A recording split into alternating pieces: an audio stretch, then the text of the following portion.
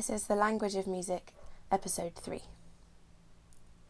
So far in the series, we have looked at how we name notes in a scale, how we define tones and semitones, which are the smallest degrees that we find within the Western harmonic system, how they relate to each other, how we can use them to build our understanding of intervals, which is the gap between notes, and then how we use the differences in those, the variations in those, to create an understanding of what's major and minor, and how we can build a major and a minor scale. If you haven't seen those yet, I'd recommend going back and just having a watch of those two videos so that you can understand some of the terminology and the concepts that we're talking about. In this video, we are going to look at expanding our knowledge of intervals and how we recognise them. So in the first session, we talked about intervals as categorised by second, third, fourth, fifth, etc.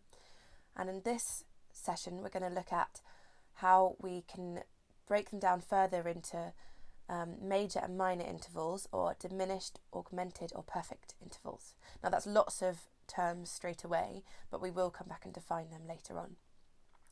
And then we're going to have a look, using some of that knowledge, into how we build chords and how we understand which chords belong in which key, and by doing that define what we mean by a key.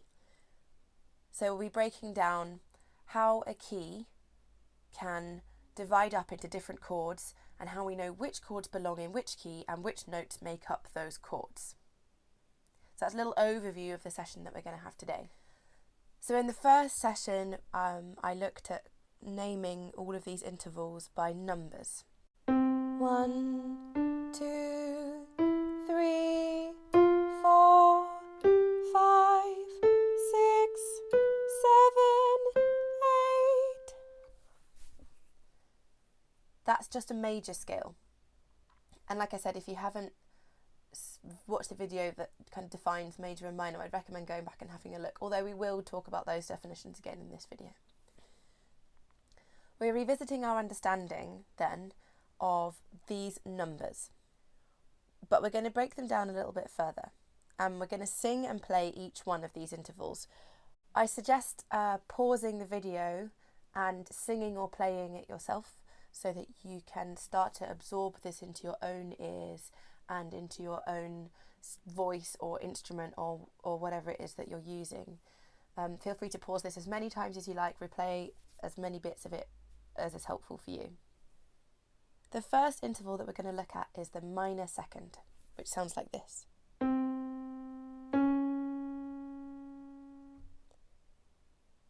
We can also call this by another name, which is a semitone. A semitone is the smallest atom that we have really in the harmonic system. And they're the two notes that sit closest together on the piano. We've encountered them before when we looked at the white notes scale, which is the C major scale, because that contains two pairs of semitones sitting next to each other. We have E to F and we have B to C. And the gap between a white note and a black note is also a semitone. And in this context, I'm using a C major scale as our reference point, as I have in other videos, because it's the easiest one where we can see the patterns as they are, because the scale itself just uses the white notes.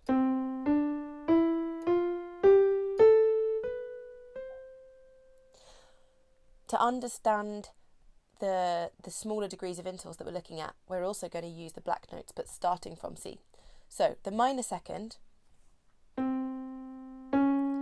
in this case I'm moving from C to C sharp. La, la. That is the closest interval that you're going to get, a minor second. The major second sounds like this. La, la. And it's important to establish at this point it's not just in minor keys that we get minor intervals and just in major keys that we get major intervals. In this context, we're also understanding minor to mean smaller and major to mean larger. So a major interval, a major second in this case, is bigger than the minor second. And we can also call the major second by another name, which is a tone. If a minor second is a semitone, the major second is a tone. Next, we come to the minor third. La, la, 1, 2, 3. So a minor third is minor because it's smaller than the major third, which sounds like this. But also, the minor third is very relevant in the definition of a minor scale, because a minor scale sounds like this.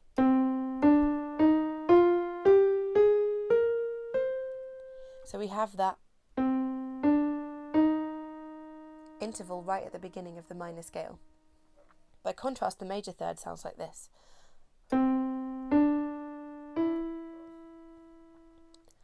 La, la, la. Some of you will know it as do, re, mi.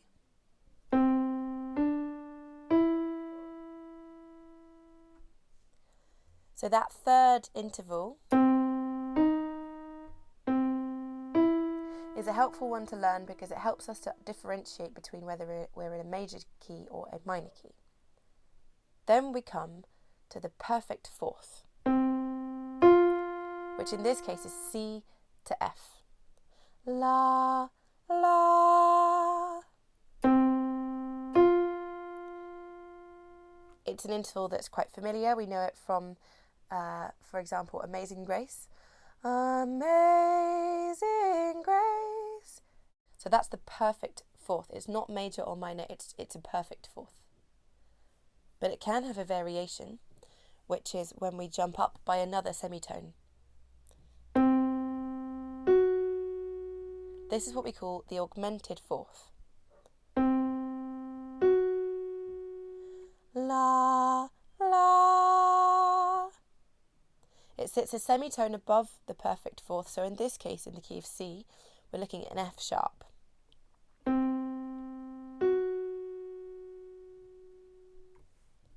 It has another name, which is the tritone, and it has a third name, which is the diminished fifth. We refer to things as diminished because they're smaller. And we also refer to things as augmented because they're bigger. So diminished means to make smaller, and augmented means to make bigger, to stretch. And perfect means as is, unchanged. And the fifth sits a tone above the perfect fourth. Perfect fourth, perfect fifth, and then in between them, the diminished fifth, or the augmented fourth, or the tritone. And this is a very interesting interval, and it's interesting harmonically because it sits as far away from the tonic, what we call the one, in either octave, so in this case C at the bottom, or C at the top. It sits as far away as it can from either of those. So there's 1, 2, 3, 4, 5, 6 semitones to get to the F sharp from below, or 1, 2, 3, 4, 5, 6 semitones to get down to it from the C above. So it's exactly in the middle of the scale, and it sounds quite crunchy. So we've already had the perfect fifth, which sits a semitone above the diminished fifth. This is an important interval that sits 7 semitones above the tonic, not counting the note that we started on. La, la. So just as we had an augmented fourth, We can also have an augmented fifth. So here's the perfect fifth again. And the augmented fifth sits a semitone above the perfect fifth. La, la. And we also call this a minor sixth. When we encounter them in different contexts, the reasons for that differentiation emerges. But for now, let's just learn both names as terms we need to know. We'll come across their different contexts more fully in later sessions. The minor sixth interval is the sixth degree of a natural minor scale, but it can also appear between any notes that are separated by 8 semitones.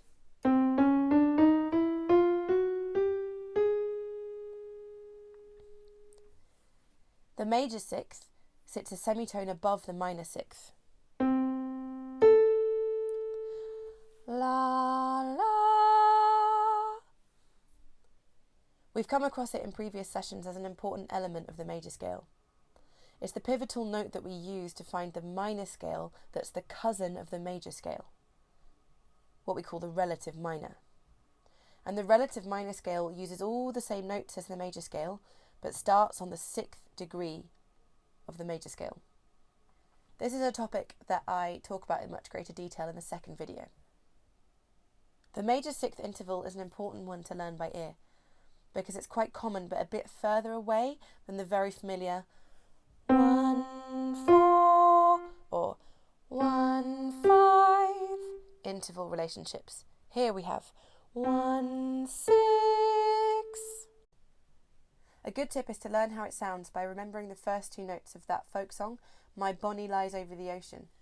My Bonnie lies over the ocean. My The first 2 notes are a major sixth apart. We're almost an octave above where we began, so we need to look at our 2 final intervals, the sevenths.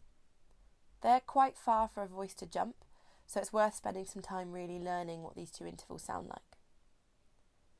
The minor seventh sits a semitone above the major sixth. Here's the major sixth.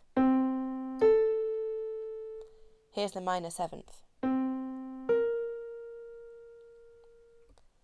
If we're beginning from the 1, the minor seventh is also the penultimate note in a natural minor scale, the last but 1.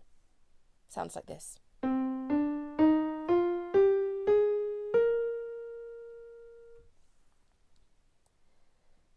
The major seventh sits a semitone above the minor seventh. Here's the minor seventh. Here's the major seventh. If we look at the octave above our starting note, it's 1 semitone below that point. That makes it quite hard to recognise or to sing because it's easier to sing the octave. Here's the octave. And then here's the major seventh. You can practice it by singing the octave and then dropping down by a semitone, like this. La, la, la. You can also practice it by counting all the way up from the 1. 1, 2, 3, 4, 5, 6, 7. If we look at it within a major scale, the major seventh is the penultimate note, and it helps us to recognise that we're in a major key.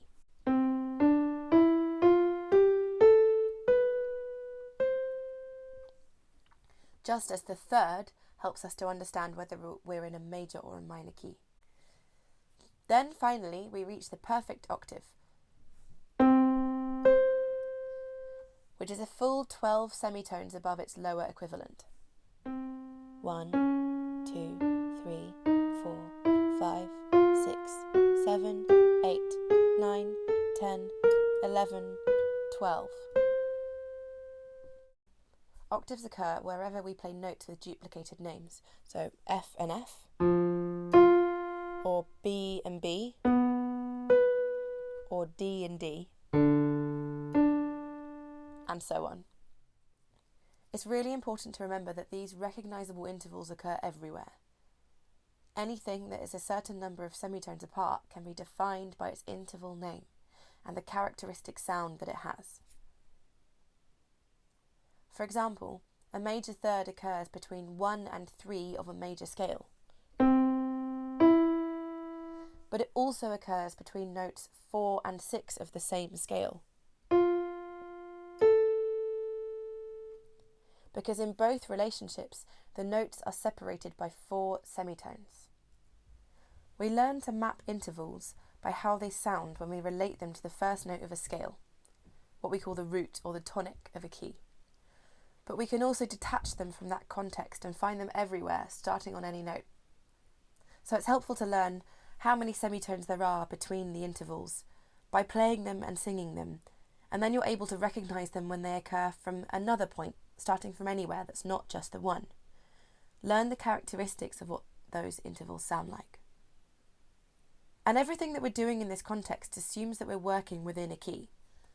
So it would be helpful to define, at this point, what we mean when we talk about a key.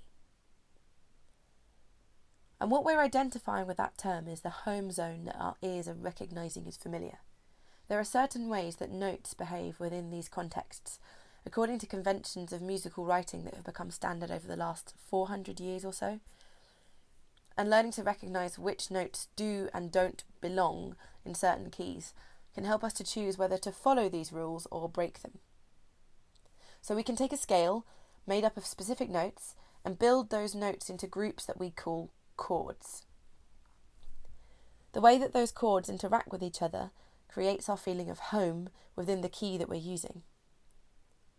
Depending on which key we're in, notes and chords have different meanings and different functions. We're always using the same 12 notes to write melodies and to build chords.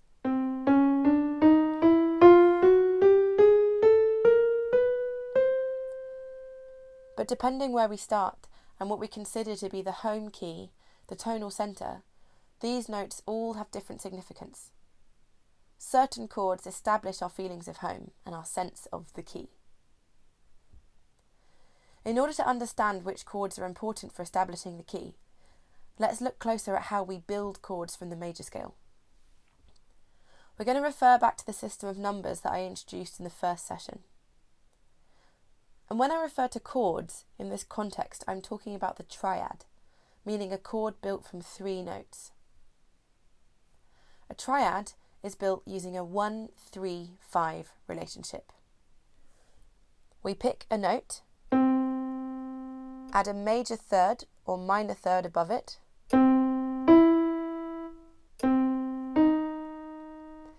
and then add the 5th above that. 7 semitones above the root, and usually either 3 or 4 semitones above the second one.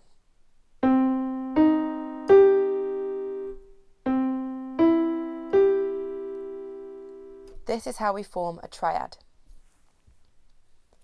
It's really helpful to learn the pattern of tones and semitones that create a major or minor scale from any note. And look back to video 2 if you'd like to spend some more time on this, because then you'll know which notes are present in each key, and therefore which chords can be built using the notes from that scale. But for now, we're just going to look at it in the context of C major and build a triad starting on each note of the scale, using only notes that are found within the scale. Here's another reminder of the C major scale.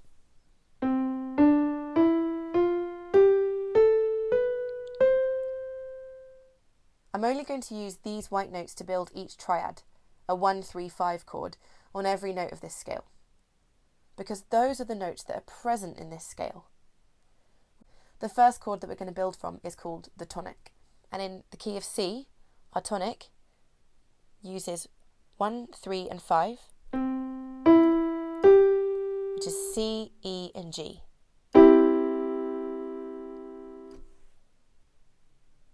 Because we're in a major key, C major, we've got a major third there. 1, 3, 5. So we've learnt straight away that the first chord within a major scale, if we're just using the notes present in the scale, is a major chord. Let's build a chord using the second note of the scale, D. D, F and A. And what we have there is a minor third between the first and the second notes.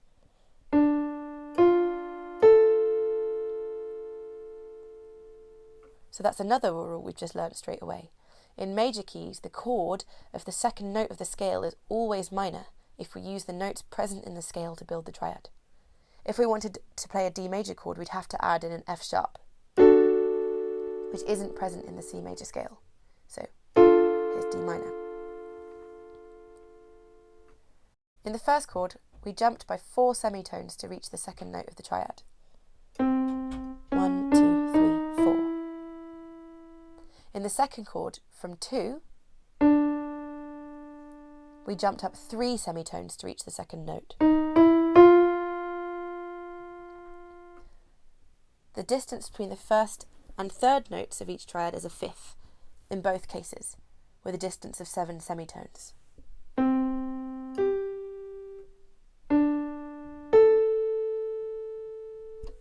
Note 3 in the scale gives us a triad of E, G, and B. So we're finding another minor third between the first 2 notes, jumping by just 3 semitones. The third triad in a major scale, then, is also minor, just like the second triad. So we've got E minor. The fourth chord is built from the F in C major. We're using F, A, and C. And we have a major third in the middle. So the fourth triad in the major scale is a major chord. And it's an important one, often used in conjunction with the first and the fifth chords to create our feeling of home within a key. You can also find the relationship between 4 and 1 chords used all over the place in English folk songs and in lots of church hymns. The fifth chord, starting on G here, is also a major chord. G, B, and D. We refer to this chord as the dominant chord, and it's got a very interesting relationship with the first chord in the scale, the tonic chord. These 2 chords, 1 and 5, often form a partnership to establish our feeling of home. It's such a common relationship, and we can find examples of it absolutely everywhere, from J.S. Bach through all the symphonies to so many pop songs that are written today. Let's jump to the 6th note, which in this key is A. We'll build the triad A, C, and E, and find ourselves playing another minor chord. The 6th note is interesting, as I mentioned earlier, because it's the gateway to reaching the relative minor scale, and therefore the relative minor key.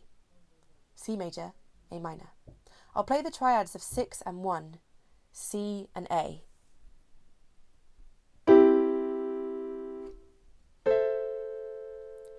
I'll just bring A minor down an octave so it's a bit closer.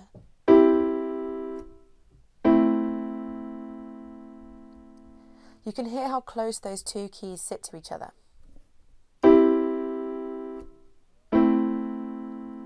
In terms of notes, their triads are almost identical, both containing a C and an E, with just the G and A swapping in and out. These chords are really lovely to move between, less commanding and more subtle than the 1-5 relationship. So the 6th chord is the minor cousin of the major 1, and using the 6th chord lets us stay in the world of C major, but to travel a little bit further. Finally, we reach the 7th note of the scale, and this one is a bit different to the others. Let's build it just using the white notes, and using the same 1, 3, and 5 relationship. We're in C, so we're going to start on B, and then we jump to the D and the F. So we have a minor third between B and D, with 3 semitones between the first 2 notes. And then we have another minor third between the second and third notes, D and F.